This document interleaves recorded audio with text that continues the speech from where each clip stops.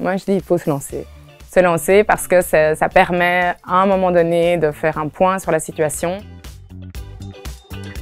C'est Acteris qui est venu nous trouver, qui nous a présenté ce projet. On les a reçus et en fait c'est une occasion assez unique de faire une analyse de notre entreprise, voir où est-ce qu'on en était et voir quelles étaient les pistes d'amélioration. Donc on a effectivement lancé du coup ce premier plan en 2017-2019. La première action, c'est déjà de créer un comité. On a essayé de trouver des personnes dans l'entreprise qui avaient des rôles très différents, spécifiques et qui étaient intéressées par le sujet. Je pense que c'est très important d'avoir une aide extérieure pour analyser les choses différemment.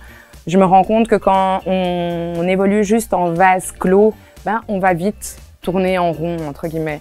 Par contre, si on a quelqu'un d'extérieur qui peut nous apporter un regard, qui a des connaissances, qui sait ce qui se passe dans d'autres entreprises, on va de toute façon plus loin. Et ils vont nous dire, ok, très bien, ça se fait dans telle entreprise. Ah oui, on pourrait mettre ça en place chez nous. La connaissance externe est super importante.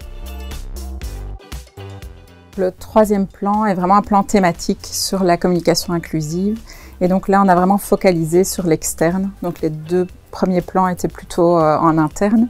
Donc on a formé nos équipes à la communication inclusive, aux biais cognitifs.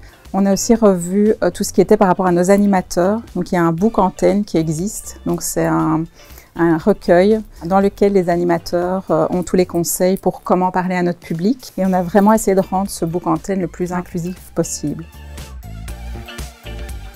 Les sujets de diversité sont pris en compte par tous les départements. Donc, il n'y a pas que la team diversité ou le comité de direction qui prennent ces sujets-là en main. C'est vraiment, ça vit dans tous les départements. Je pense que les biais cognitifs sont vraiment là chez tout le monde, même chez les plus jeunes qui arrivent et qui ont été éduqués d'une autre manière beaucoup plus ouverte. On a aussi énormément de biais cognitifs qui sont différents en fait entre générations. Donc c'est vraiment important de reformer les gens en permanence. La thématique est tellement énorme et évolue d'une année à l'autre que je pense qu'on se reverra. Oui, on va continuer à faire des plans tous les 2 ans avec Acteris.